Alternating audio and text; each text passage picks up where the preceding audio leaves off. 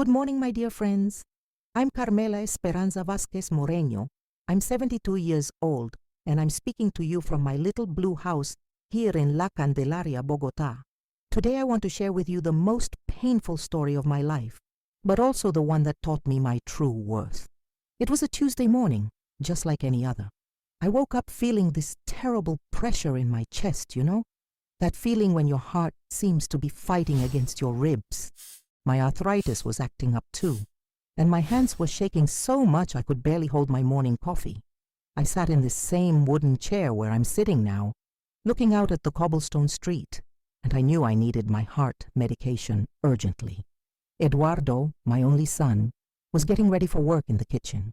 I could hear him rushing around, always in a hurry these days. "Mijo," I called out softly, "could you please buy my medicines today? I'm feeling very bad, and I'm afraid something might happen to me."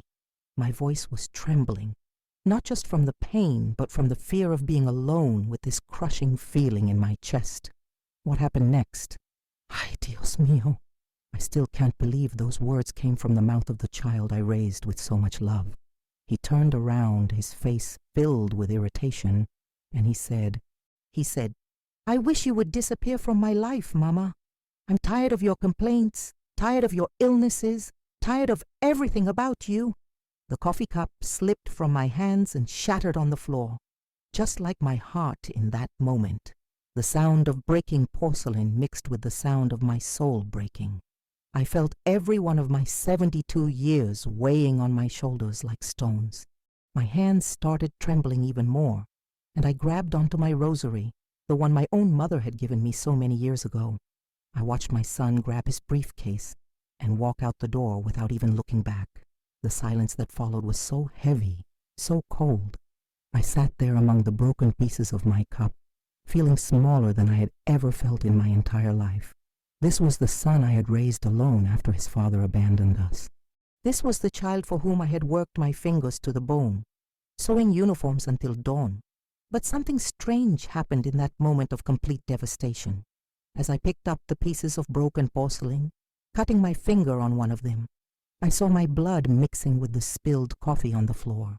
And I thought, "Carmela, you've been bleeding for this family for 30 years. When will it be enough?" That night, I couldn't sleep.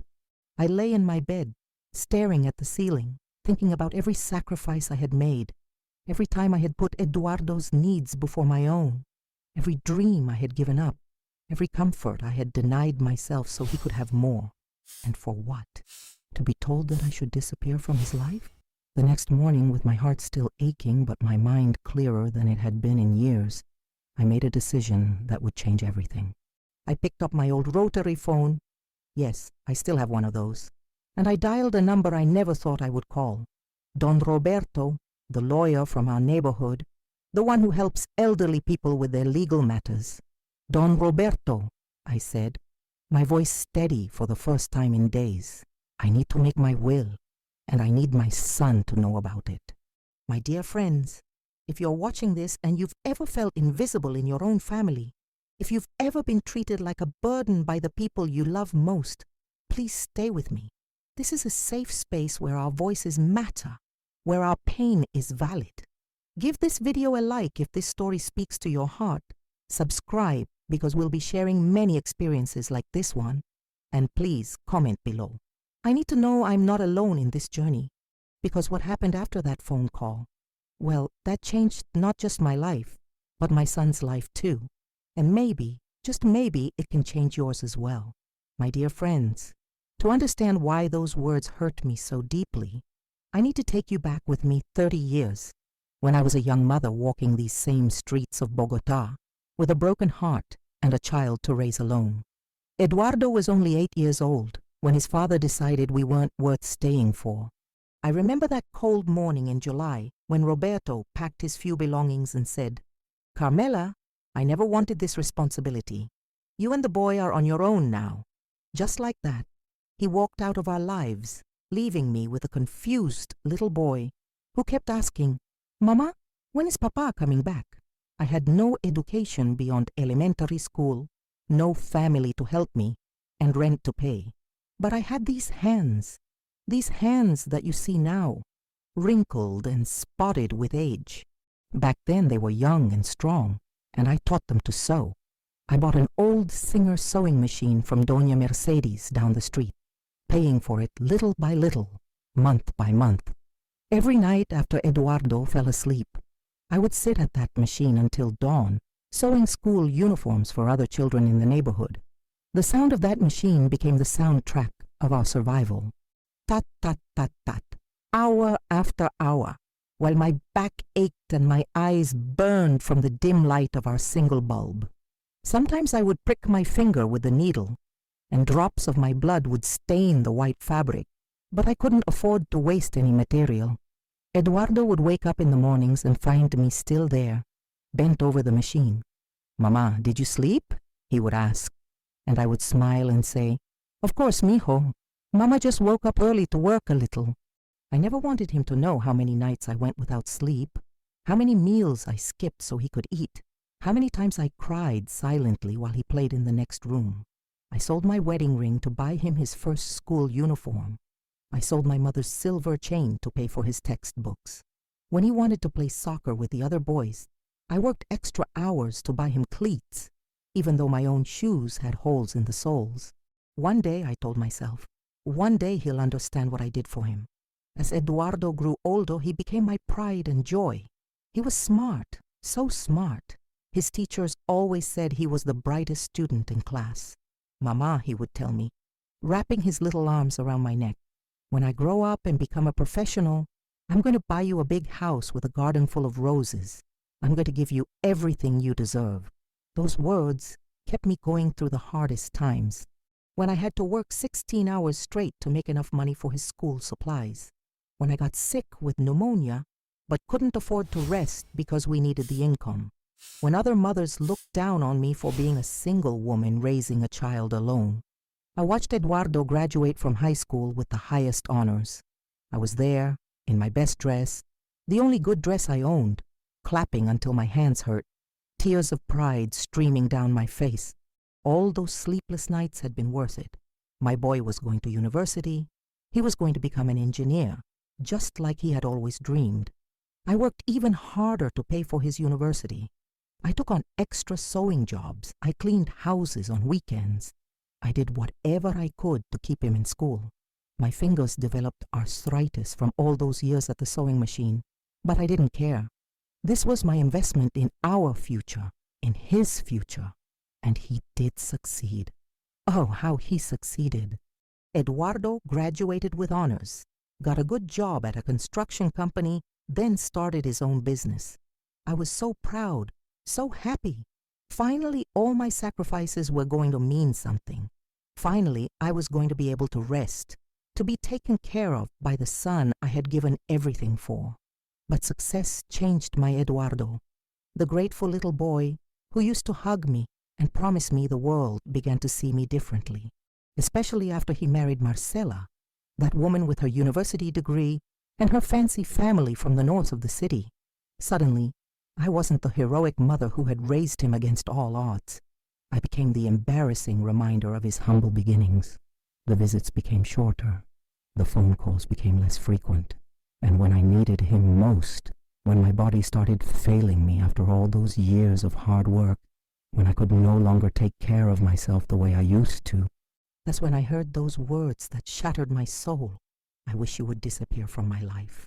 30 years of sacrifice. 30 years of putting his needs before my own. 30 years of love, of dedication, of sleepless nights and empty stomachs. And this was my reward? To be seen as a burden, as something to be discarded. But as I sat there that morning, looking at the broken pieces of my coffee cup on the floor, I realized something. I had spent so many years making myself small, making myself invisible, always putting everyone else first. Maybe it was time for Carmela Esperanza Vásquez-Moreno to finally put herself first. That night, after crying until I had no more tears left, I did something I never thought I would have the courage to do. I made a decision that would change not just my life, but Eduardo's life forever. I couldn't sleep. Every time I closed my eyes, I heard his voice saying those cruel words over and over again. I wish you would disappear from my life. I kept turning in my bed, looking at the ceiling, at the small crucifix hanging on my wall that had belonged to my grandmother. Señor, I whispered, what am I supposed to do now? How did I raise a son who could be so heartless to his own mother? Around 3 a.m, I got up and made myself a cup of panela tea, the way my mother used to make it when I was upset as a child. I sat in my kitchen in the darkness, thinking about everything, about all those years of sacrifice, about all the dreams I had given up, about how I had made myself invisible for so long that even my own son couldn't see me anymore. And then something inside me shifted. A voice, maybe my own voice, maybe my mother's voice from heaven said, Carmela, if he wants you to disappear from his life, then maybe it's time to take control of your own disappearance. When the sun came up, I knew exactly what I had to do.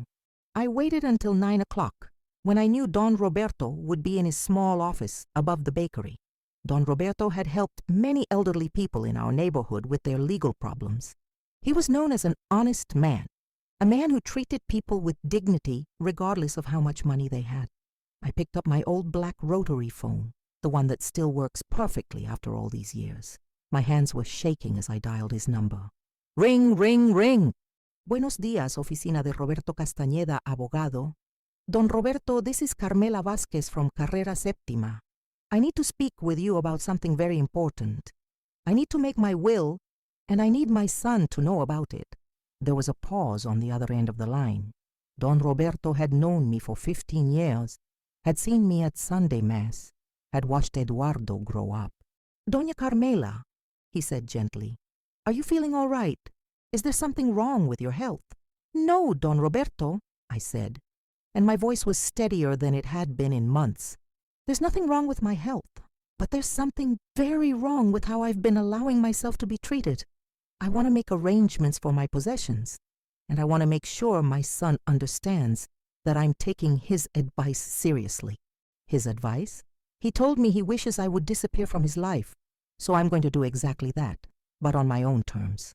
Don Roberto scheduled an appointment for that very afternoon. I spent the morning going through my things, thinking about what I wanted to leave to whom. It wasn't much. This small house that I had been paying for bit by bit for 30 years, my sewing machine, some jewelry that had belonged to my mother, a small savings account where I kept money for emergencies. But as I looked at each item, I realized something. These weren't just possessions. They were symbols of my independence, of my hard work, of my dignity. This house represented every extra hour I had worked. That sewing machine represented my ability to survive on my own. Those savings represented my sacrifice and my planning for the future. At 2 o'clock, I walked to Don Roberto's office. I had put on my best dress, the navy blue one I wore to church on special occasions. I had combed my gray hair carefully and put on my mother's pearl earrings. I wanted to look dignified, respectable. I wanted to look like a woman who had value. Doña Carmela, Don Roberto said as I sat down in his small office, tell me what's really happening. So I told him everything, about Eduardo's words, about years of feeling invisible, about how I had slowly disappeared from my own life, trying to please everyone else. Don Roberto listened without interrupting, his kind eyes full of understanding. And what exactly do you want to do? He asked. I want to leave everything to the church, I said, to the parish of San Cristobal, where I've been going to Mass for 20 years. I want them to use my house to help other elderly people who have nowhere to go. I want Eduardo to understand that if he truly wishes I would disappear from his life, then he shouldn't benefit from my disappearance. Don Roberto was quiet for a long moment. Doña Carmela, are you sure this is what you want? Sometimes people say things in anger that they don't really mean. Don Roberto, I said, I've been invisible for so long that I've almost forgotten I exist. It's time for me to make one decision in my life that makes me visible again, even if it's the last thing I ever do. We spent 2 hours preparing the documents. When everything was ready, I asked Don Roberto to do one more thing for me. I want you to call my neighbor, Doña Carmen. Ask her to mention to Eduardo that you came to visit me today. Ask her to tell him that his mother has been taking care of some important legal matters. I walked home that afternoon, feeling something I hadn't felt in years. Power. Control. For the first time in decades, I had made a decision about my own life without asking anyone's permission, without considering anyone else's feelings first. That evening, as I sat in my chair by the window, I felt a strange mixture of sadness and peace. I was sad because it had come to this, because my relationship with my son had broken so completely. But I was at peace because finally, I was taking back control of my own story. The next day, around 3 p.m, I heard those hurried footsteps that I had known since Eduardo was a little boy running home from school. But this time, they weren't filled with the excitement of childhood. They were filled with panic. I was sitting in my chair by the window working on some embroidery when I heard his car door slam shut with more force than usual. Then came the sound of his shoes on the cobblestones faster and faster until he was practically running to my front door. The knock wasn't his usual polite tap, tap, tap. It was urgent, desperate. Mama, open the door! I took my time. I set down my embroidery carefully, smoothed my skirt, and walked slowly to the door. For the first time in years, I wasn't rushing to accommodate Eduardo's urgency. When I opened the door, I saw something I hadn't seen in his face since he was a child having nightmares. Fear. His usually perfectly combed hair was disheveled, his expensive tie was loose around his neck, and his eyes were wide with something between panic and disbelief. Mama, he said, pushing past me into the house. What did you do? Doña Carmen said the lawyer came to see you yesterday. I closed the door calmly and turned to face my son. He was pacing back and forth in my small living room like a caged animal, running his hands through his hair. This was not the composed, successful businessman who had told me to disappear from his life just 2 days ago. This was a frightened man who was finally realizing that actions have consequences. Sit down, mijo, I said, gesturing to the old sofa where he used to curl up next to me when he was small. But he couldn't sit. He kept pacing, kept running his hands through his hair. Mama, please, tell me what you did. What did you tell Don Roberto? Why was he here? I sat down in my chair, the same chair where I had cried so many tears over the years, and I looked at my son with new eyes. Eduardo, I said, my voice calm and steady, I'm doing exactly what you asked me to do. I'm disappearing from your life. The color drained from his face. What do you mean? I made my will yesterday. I've left everything to the church. This house, my savings, everything. When I die, you won't have to worry about me anymore. I'll truly be gone from your life just like you wanted. Eduardo stopped pacing and stared at me as if I had spoken in a foreign language. Mama, you can't be serious. I didn't mean... I was just angry. I was stressed. Oh, but you did mean it, mijo, I interrupted him.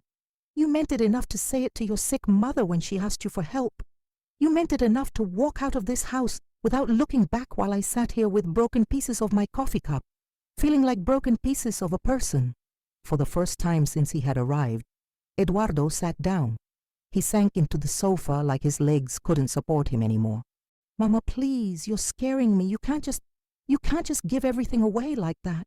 I looked at him sitting there, this man who had everything he ever wanted, a successful business, a beautiful house, a wife from a good family, and I realized he was still, in some ways, that 8-year-old boy who was afraid his world was falling apart. But I was no longer the woman who would sacrifice everything to protect him from the consequences of his own actions. Eduardo, I said, tell me something. When was the last time you visited me just because you wanted to see me? Not because you needed something, not because it was Mother's Day or my birthday, but just because you missed your mama. He opened his mouth to answer, then closed it again. The silence stretched between us like a chasm. When was the last time you called me just to ask how I was feeling? When was the last time you brought your children to see their grandmother? When was the last time you treated me like I was a person who mattered instead of an obligation you had to fulfill? Mama, please. No, mijo. For once in my life, I'm going to speak, and you're going to listen. For 30 years, I made myself smaller and smaller so you could grow bigger. I worked myself to the bone so you could have everything you wanted. I sacrificed my health, my dreams, my own happiness, all for you. And the moment I became inconvenient, the moment I needed something from you, you told me you wished I would disappear. Eduardo's eyes were filling with tears now, but I felt strangely detached from his pain. For so many years, seeing him cry would have broken my heart, would have made me rush to comfort him. But not today. Today, I saw his tears for what they really were. Not sorrow for hurting me, but fear of losing control. So I'm giving you what you asked for, I continued. I'm disappearing, not by dying, but by removing myself from your life completely. You won't inherit anything from me because you've already made it clear that I'm nothing but a burden. The church will take care of my affairs, and you can go on with your life without having to pretend you care about your old mama. Mama, you don't understand, Eduardo said, his voice breaking. Marcela and I were having problems. The business is struggling. I'm under so much pressure, and when you asked me for the medicine, I snapped. I didn't mean what I said. Ah, I said, nodding slowly. So you only treat me badly when you're under pressure? That makes it better somehow. Eduardo buried his face in his hands. Please, Mama, please don't do this. I need you. And there it was. The truth that had been hiding behind all his cruelty.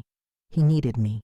Not because he loved me, not because he valued me, but because he needed me. As a safety net, as a backup plan, as someone who would always be there no matter how badly he treated me. Eduardo, I said, standing up from my chair. I've spent 72 years of my life being needed by people who never bothered to make me feel wanted. I think it's time for me to find out what it feels like to be wanted instead. What I saw next, my dear friends, I will never forget as long as I live. My son, this 45-year-old man who seemed to have everything figured out, who had always been so proud, so controlled, collapsed like a little child right there in front of me. Eduardo slid off the sofa and onto his knees on my old wooden floor. His whole body was shaking, and tears were streaming down his face like I hadn't seen since he was 7 years old and had fallen off his bicycle. But these weren't tears of physical pain. These were tears of a man who was finally understanding what he was about to lose. Mama, please, he sobbed, reaching out to grab the hem of my dress. Please don't abandon me. Please don't leave me alone. The irony of his words wasn't lost on me. Here was my son begging me not to abandon him when just days ago he had told me he wished I would disappear. Here he was, afraid of being alone, when he had made me feel completely alone in the world. I looked down at him kneeling there on my floor, and I felt something breaking inside my chest. Not my heart this time. That had already been broken. It was something else, something harder to name. Maybe it was the last piece of my old self, the self that would have immediately dropped to her knees beside him, gathered him in her arms, and promised that everything would be okay. But I didn't move. I stood there, looking at my son crying at my feet, and I felt nothing.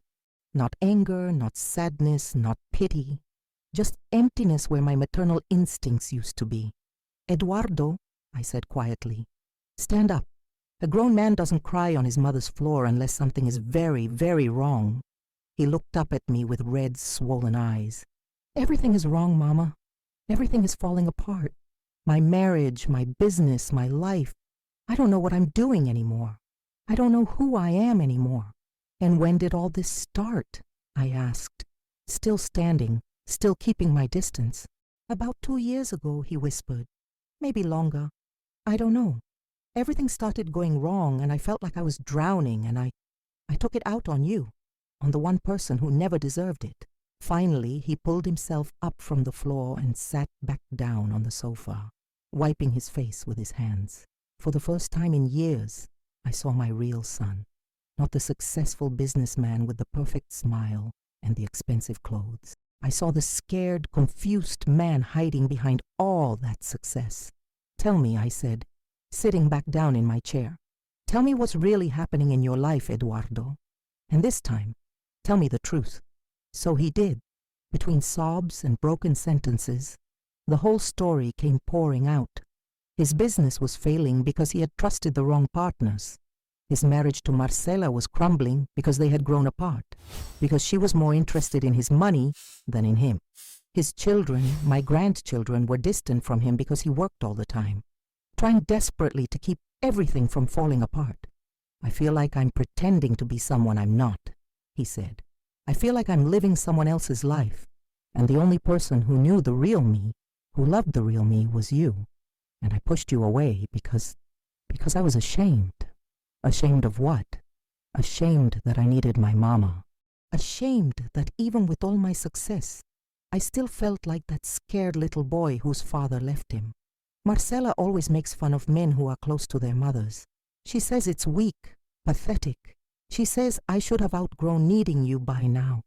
And there it was. The truth I had suspected but never wanted to believe. My son's cruelty hadn't come from his own heart. It had been planted there, watered and fed by a woman who saw me as competition, as a threat to her control over him.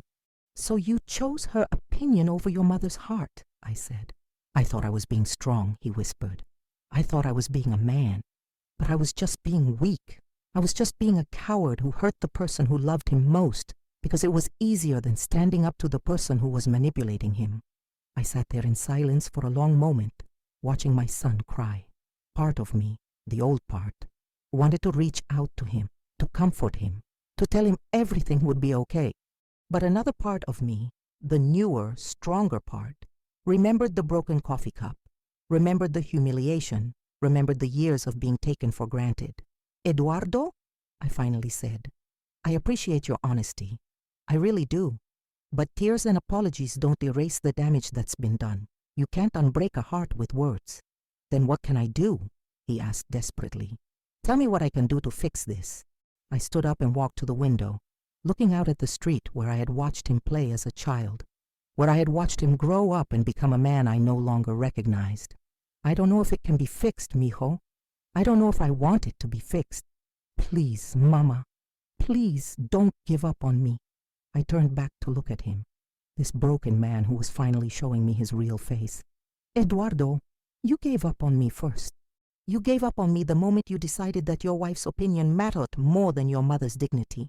You gave up on me every time you chose to see me as a burden instead of a blessing. I know, he whispered. I know, and I hate myself for it. Hating yourself doesn't help me, I said. I've spent enough years watching you hate yourself. What I need to know is this. If I give you another chance, if I somehow find it in my heart to forgive what you've done, how do I know you won't do it again the next time Marcela whispers poison in your ear? How do I know you won't throw me away again the next time life gets difficult? Eduardo looked at me with something I hadn't seen in his eyes for years. Respect. I don't know, Mama. I honestly don't know. All I can tell you is that I'm willing to do whatever it takes to prove to you that I'm worth forgiving. Between his sobs, my son began to tell me things that froze my blood. Secrets that he had kept for years to not worry me. Truths that explained so much about why our relationship had crumbled into nothing. Mama, he said, his voice barely above a whisper. There are things you don't know about my marriage, about what's been happening in my house all these years. I remained quiet, watching him struggle with words that seemed to burn his throat as he tried to speak them. Marcela, she hates you, Mama. She has hated you since the day we got married. She says you're too involved in my life, that you make me weak, that a real man shouldn't need his mother so much. He wiped his nose with the back of his hand like a child. Every time I wanted to visit you, every time I wanted to bring the kids to see you, she would start a fight. My hands gripped the arms of my chair tighter. I had suspected this, but hearing it confirmed was like being stabbed with a dull knife. She would say things like, your mother is manipulating you with her poverty, with her illnesses, with her drama. She convinced me that every time you asked for help, it was because you were trying to control me, not because you actually needed anything. The room felt smaller suddenly, as if the walls were closing in on us. All those times, Eduardo had seemed distant.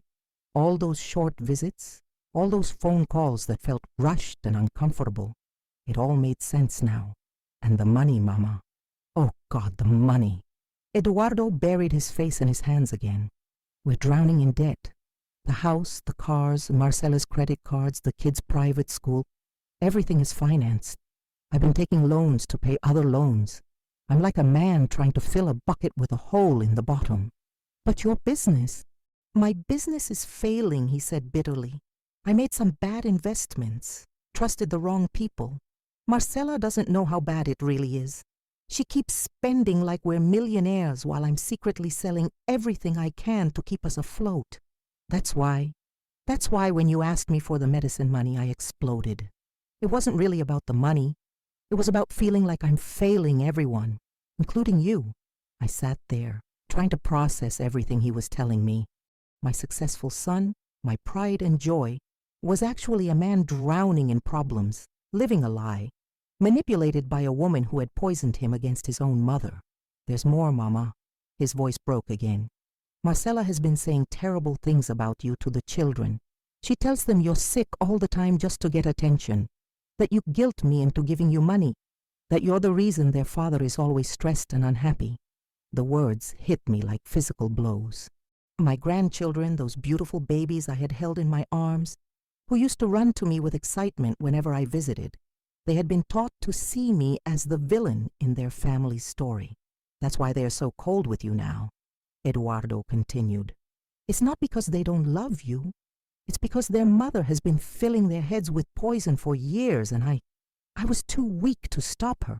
I was too afraid of the fights, too tired of the arguments, so I let it happen. I felt something cold and hard settling in my stomach.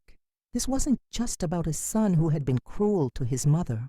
This was about a systematic campaign to erase me from my own family's life. She even convinced me to stop giving you money for your medicines, he whispered. She said you probably didn't even need them, that you were just using your health problems to manipulate me. She made me believe that helping you was hurting my own family.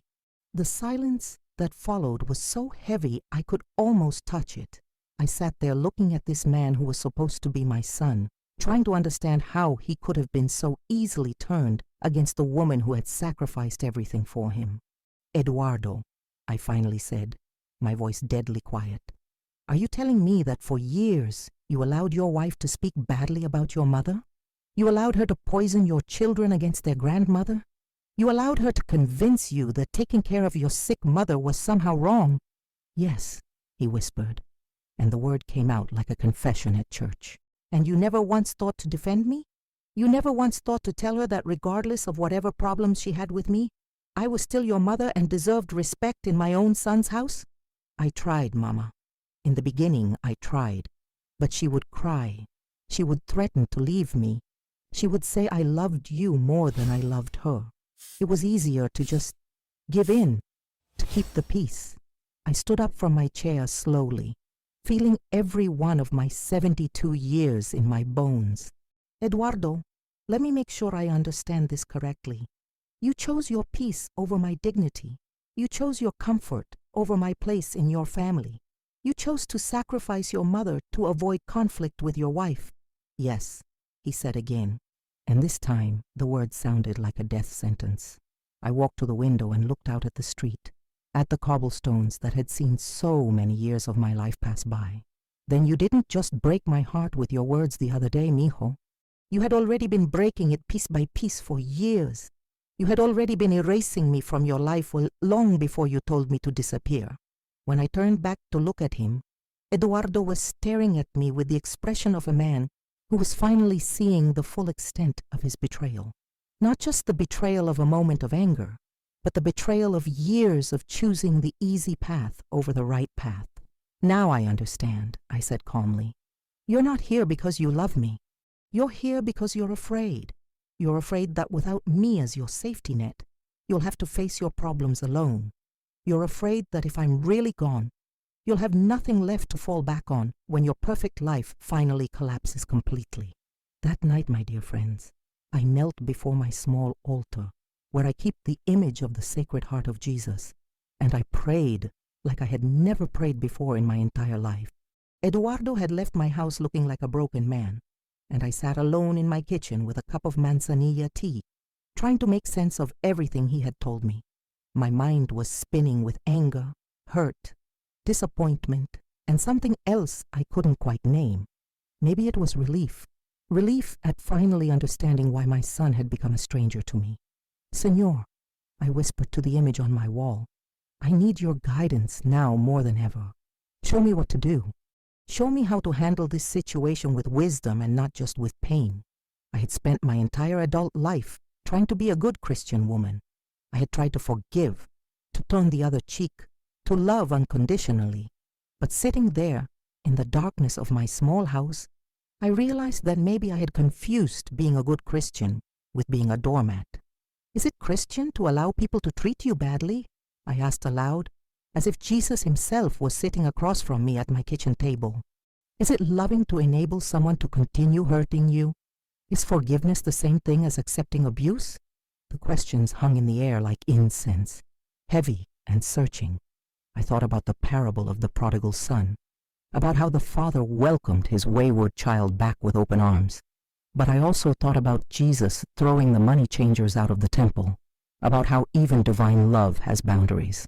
I walked back to my bedroom and pulled out my old Bible, the one with the worn leather cover that had belonged to my mother. I opened it randomly, looking for guidance, and my eyes fell on a passage from Proverbs. "Above all else, guard your heart, for everything you do flows from it. Guard your heart." Those words hit me like lightning. I had spent so many years leaving my heart unguarded, allowing anyone who claimed to love me to walk all over it.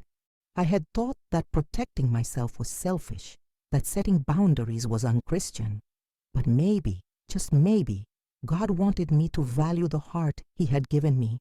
I stayed awake until dawn, wrestling with thoughts and prayers. On one hand, Eduardo was still my son. He was broken, manipulated, drowning in problems that were bigger than he could handle. The mother in me wanted to rescue him, to forgive him, to pretend that his tears erased years of neglect and cruelty. But on the other hand, I was tired. So incredibly tired of being treated like I didn't matter. Tired of making excuses for people who hurt me. Tired of sacrificing my dignity on the altar of other people's comfort. As the sun came up over the red tile roofs of La Candelaria, I felt something settle in my chest. Not peace exactly, but clarity. A clear understanding of what needed to happen. I was going to give Eduardo a chance, but not the kind of chance I had given him 1,000 times before, where I simply forgave and forgot and waited for him to hurt me again. This was going to be a different kind of chance, a chance with conditions, a chance that required him to prove that he had truly changed, not just that he was scared of losing his safety net. That morning, after my coffee and my prayers, I called Eduardo's cell phone. He answered on the first ring, as if he had been sitting there waiting for my call. "Mama? Eduardo? I've been praying all night, and I've made a decision. I'm willing to give you one chance to show me that you're serious about changing, about treating me with the respect that a mother deserves. But this chance comes with conditions that are not negotiable." I could hear him breathing heavily on the other end of the line. "What conditions, Mama?" "First, you and I are going to family therapy together. A professional is going to help us work through what's been broken between us. And you're going to have to face the truth about how you've treated me, not just in your own words, but in front of someone who can help you understand the damage you've done." "Okay," he said quickly. "Yes, I'll do that." "Second, you're going to have an honest conversation with Marcela, and she's going to apologize to me. Not a fake apology, not a forced apology, but a real recognition of how she has poisoned you against me and turned my grandchildren against me. And you're going to be there to make sure it happens." There was a longer pause this time. "Mama, Marcela she's very proud. I don't know if she'll..." "Then you'll have to decide what's more important to you, Eduardo. Your wife's pride or your mother's dignity. But understand this. If she can't bring herself to apologize for years of disrespecting me, then you haven't really chosen to put your family back together. You've just chosen to keep enabling the person who tore it apart. And the third condition?" I took a deep breath.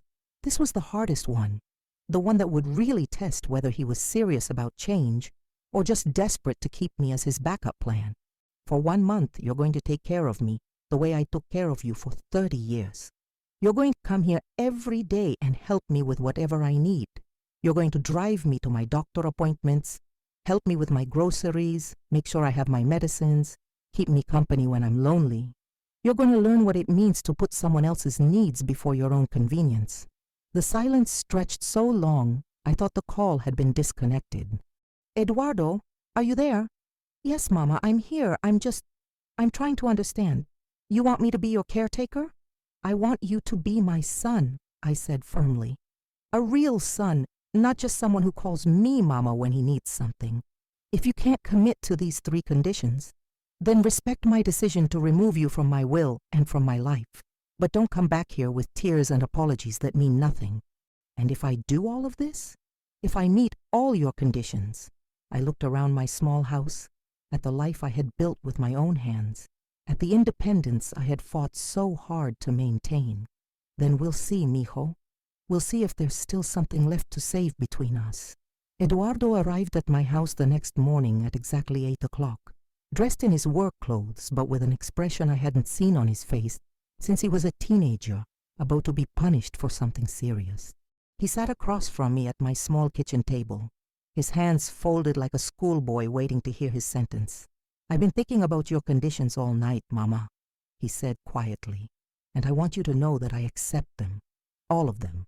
I poured him a cup of coffee, the same bitter black coffee I had been making in this kitchen for 30 years, and I studied his face carefully. Eduardo, this isn't a game. This isn't something you can start and then quit when it gets difficult. If you agree to this, you're committing to change not just your behavior, but your priorities, your marriage, your entire way of thinking about what family means. I understand, Mama. Do you? Because let me explain to you what each of these conditions really means, so there's no confusion later. I sat down across from him and looked directly into his eyes. The therapy isn't just about us talking about our feelings. It's about you facing the truth that you allowed your wife to systematically destroy your relationship with your mother. It's about you admitting that you chose the easy path instead of the right path over and over again for years. Eduardo nodded, but I could see the fear in his eyes. The conversation with Marcela isn't going to be pleasant.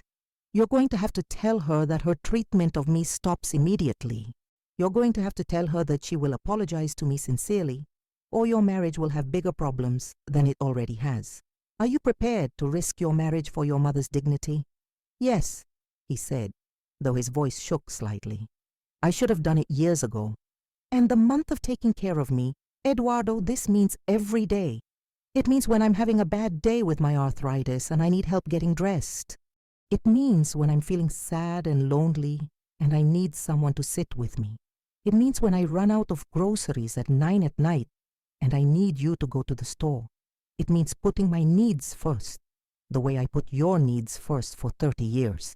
I watched him swallow hard, and I could see him trying to imagine fitting all of this into his busy life, his failing business, his complicated marriage. Mama, what if Marcela doesn't want to apologize? What if she refuses? Then you'll have to decide who you're married to, Eduardo. Are you married to me or to her? Because you can't serve 2 masters. You can't respect your wife's disrespect for your mother and claim to love us both. He was quiet for a long moment, staring down at his coffee cup. She's going to say you're manipulating me. She's going to say this is exactly the kind of guilt trip she's been warning me about. And what are you going to tell her? I'm going to tell her that the only person who manipulated me was her, and that I was weak enough to let it happen. I felt something shift inside my chest, something that might have been the tiniest beginning of hope, but I wasn't ready to let hope take root yet. I had been disappointed too many times. Eduardo, I need you to understand something very clearly. This isn't about punishment. This isn't about making you suffer for what you've done to me. This is about finding out if there's still a relationship worth saving between us. What do you mean? I mean that I'm 72 years old, and I don't have time to waste on people who don't truly value me. If you do these things just to get back in my will, just to make sure you have me as a backup plan when your life falls apart, then we're both wasting our time. But if you do these things because you genuinely want to rebuild a relationship with your mother based on mutual respect, Then maybe we can find our way back to each other. Eduardo reached across the table and tried to take my hand, but I pulled it back. No, mijo.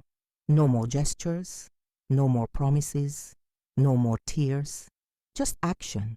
Show me through your behavior that I matter to you, and then we can talk about physical affection. The hurt that flashed across his face almost made me soften, almost made me reach out to comfort him the way I had done 1,000 times before. But I held firm. This was exactly the kind of moment where I had always given in before, where I had prioritized his comfort over my own dignity. When do we start? He asked. We start today. I have a doctor's appointment this afternoon at 2 o'clock. You're going to drive me there. Wait with me. Talk to the doctor about my medications and make sure you understand exactly what my health situation is. No more dismissing my illnesses as manipulation or drama. Okay, tomorrow you're going to call and find us a family therapist. Not just any therapist, a good one. One who specializes in family relationships. And you're going to make sure our appointments don't conflict with your work schedule, because this takes priority now. I understand. And this weekend, you're going to have that conversation with Marcela. I don't care if she's angry. I don't care if she cries. I don't care if she threatens to leave you. You're going to tell her that disrespecting your mother is no longer acceptable in your household. Eduardo's face was pale, but he nodded. What if she does leave me, Mama? What if this destroys my marriage? I looked at my son, this man who had caused me so much pain, and I felt something I hadn't felt for him in years. Not love exactly, but compassion. Eduardo, if your marriage can't survive, you treating your mother with basic human dignity, then your marriage was already destroyed. Marcela just hadn't told you yet. We sat in silence for a moment, both of us understanding that we were at a crossroads that would determine the rest of our relationship. Mama, Eduardo said finally, what if I fail? What if I can't do all of this? Then you fail, I said simply, and I'll know that I gave you every opportunity to choose me, and you chose not to. And I'll live the rest of my life knowing that I finally valued myself enough to ask for what I deserved. During those 4 weeks, my dear friends, I watched something beautiful and painful unfold. I watched my son slowly rediscover who his mother really was, not the burden he had been taught to see, but the woman who had sacrificed everything for him. The first few days were awkward and uncomfortable. Eduardo would arrive every morning with the expression of someone fulfilling an obligation, checking items off a list. He would help me with my groceries with the efficiency of a hired assistant, drive me to my appointments while making business calls on his phone, sit with me while clearly thinking about all the other things he needed to be doing. But on the 4th day, something changed. I was having a particularly bad morning with my arthritis, and my hands were so stiff and painful that I couldn't button my sweater. I sat on the edge of my bed, frustrated and embarrassed when Eduardo found me there. Mama, what's wrong? He asked, and for the first time in years, I heard genuine concern in his voice, not impatience. My hands, I said quietly. They won't work properly today. I can't even dress myself like a normal person. Eduardo knelt down in front of me and gently took my hands in his. They were so much bigger than mine now. These hands that I had once held when he was learning to walk. Let me help you, he said, and he began buttoning my sweater with a tenderness that brought tears to my eyes. Does this happen often? He asked as he worked. Every morning, I admitted. Some days are worse than others. On the really bad days, I sometimes stay in my nightgown until the stiffness goes away. Eduardo stopped buttoning and looked at me with an expression I couldn't quite read. Mama, why didn't you ever tell me how bad it was?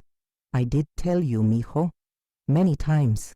But you always seemed to think I was exaggerating, or complaining too much, or trying to get attention. He finished with the buttons and sat back on his heels, still holding my hands. I thought, Marcela always said that elderly people exaggerate their symptoms to get sympathy.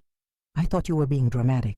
Do these hands feel dramatic to you? I asked, letting him feel the swollen joints, the stiffness that made simple tasks feel impossible. Eduardo was quiet for a long time, just holding my hands, and I could see something changing in his face.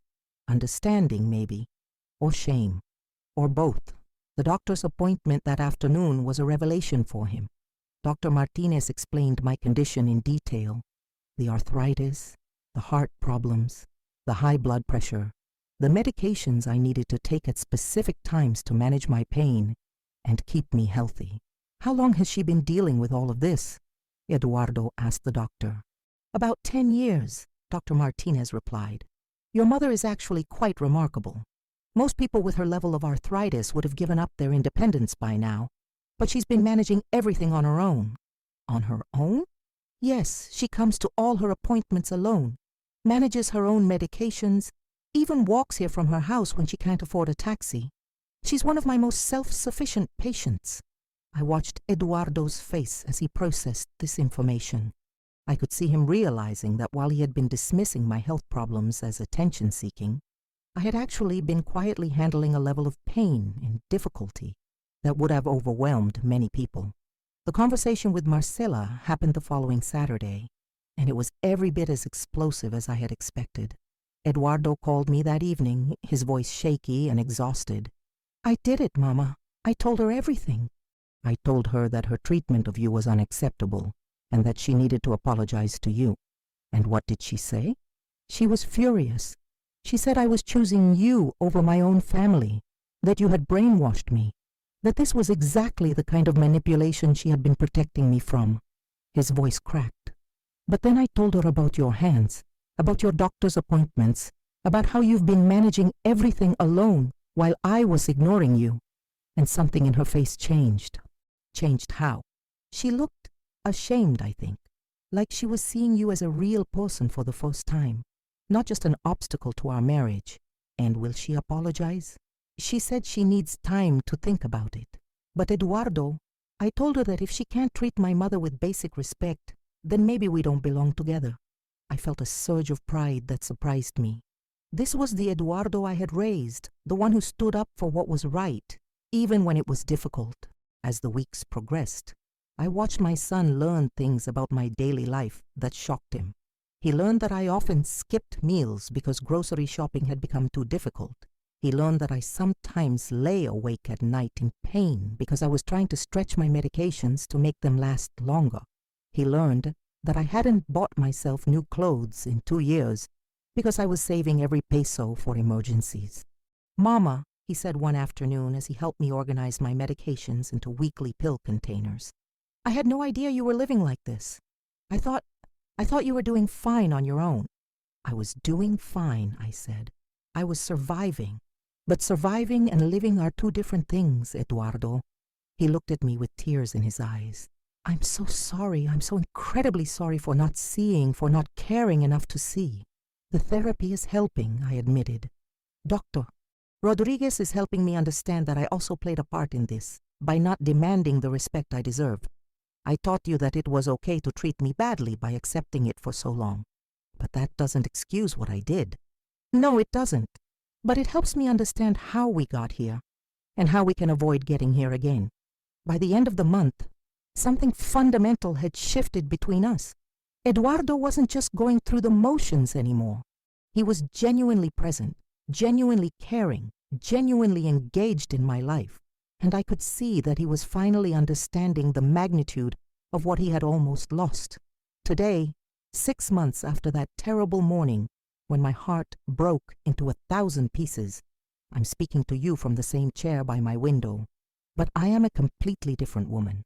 The Carmela who sits here now knows her worth. She knows that her voice matters, that her needs are valid, that her love is precious and should never be taken for granted. I am still 72 years old. I still live in the same small blue house in La Candelaria, but I'm no longer invisible. I'm no longer a burden. I'm no longer afraid to demand the respect I deserve. Eduardo and I have built something new together, something based on mutual respect rather than obligation or guilt. He comes to visit me 3 times a week now, not because he has to, but because he wants to. We have dinner together every Sunday, and we talk, really talk, about our lives, our hopes, our fears, our mistakes. The therapy sessions were hard, sometimes brutally hard. There were days when Dr. Rodriguez made us face truths that neither of us wanted to acknowledge. Eduardo had to confront the fact that he had allowed fear and weakness to turn him into someone who could be cruel to his own mother. I had to confront the fact that I had enabled his behavior by never standing up for myself, by always making excuses for him, by teaching him that my dignity was negotiable. But slowly, session by session, we began to rebuild trust. Not the blind trust of a mother who forgives everything, but the earned trust of two adults who respect each other's boundaries and value each other's feelings. Marcela did eventually apologize to me, and it was one of the most difficult conversations I've ever had. She came to my house on a Thursday afternoon, looking nervous and uncomfortable, but determined. "Doña Carmela," she said, sitting stiffly in my living room, "I owe you an apology that is long overdue. I have been unfair to you, and I have influenced Eduardo to be unfair to you as well." It wasn't a perfect apology, and I could tell it was hard for her to say the words, but it was sincere, and it was a beginning. She admitted that she had felt threatened by Eduardo's love for me, that she had seen me as competition rather than as family. She promised to work on changing her attitude and to help repair the damage she had done with my grandchildren. My relationship with my grandchildren is slowly healing too. 10-year-old Sofia and 8-year-old Miguel are starting to remember that their grandmother is someone who loves them, not someone to be avoided. They come with Eduardo for our Sunday dinners now, and I'm teaching Sofia how to embroider, while Miguel helps me tend to my small garden of herbs on the windowsill. But the most important change is in me. I wake up every morning knowing that I have value, that I matter, that I deserve to be treated with kindness and respect. I've started attending a senior citizens group at the parish, where I've made new friends, women my age, who understand the struggles of growing older in a world that often forgets us. I've also started something new. Every Tuesday afternoon, I host a small gathering in my living room for women in my neighborhood who are feeling forgotten by their families. We drink coffee, we share our stories, we remind each other that we are not burdens, we are blessings. We are the ones who raised the children, who kept the families together, who sacrificed our dreams so others could achieve theirs. Last week, a woman named Rosa came to my group. She was crying because her daughter had told her she was too needy, too dramatic for asking for help with her diabetes medication. I held her hand and told her my story, and I watched her face change as she realized she wasn't alone, that she didn't have to accept being treated poorly just because she was old and needed help sometimes. "Doña Carmela," she said to me, "how did you find the courage to stand up for yourself?" And I told her what I want to tell all of you. "Rosa, the courage was always there. I just had to love myself enough to use it." Eduardo and I have both grown from this experience. He's learned that being a good son isn't about providing money or solving problems. It's about showing up, being present, treating your parents with the dignity they deserve. I've learned that being a good mother doesn't mean accepting mistreatment in the name of love. Our relationship now is healthier than it's ever been because it's honest. We talk about difficult things without fear. He tells me when he's struggling and I support him without trying to fix everything. I tell him when I need help, and he provides it without making me feel guilty for asking. The will? I changed it back. Not because Eduardo earned his inheritance through those 4 weeks of caring for me, but because I realized that my decision to give everything to the church had been made from a place of hurt and anger. Now that I'm thinking clearly, I want to leave something for my grandchildren, something for the parish that has been my spiritual home, and yes, something for Eduardo too, not as a reward, but as a reflection of our rebuilt relationship. My dear friends, I want you to know that it's never too late to demand respect. It's never too late to set boundaries. It's never too late to refuse to be invisible. Whether you're 50, 60, 70, or 80, your voice matters. Your needs matter. Your dignity matters. Don't allow anyone, not even your own children, to make you feel like a burden. You are not a burden. You are a treasure. You are the keepers of wisdom, the holders of family history, the ones who understand what really matters in life because you've lived long enough to see what doesn't. If someone in your family is treating you poorly, don't make excuses for them. Love them, yes, But love yourself too. Set boundaries, demand respect, and remember that sometimes the most loving thing you can do for someone is to refuse to enable their bad behavior. I am Carmela Esperanza Vásquez-Moreno. I am 72 years old, and I am no longer invisible. I have found my voice, and I will never lose it again.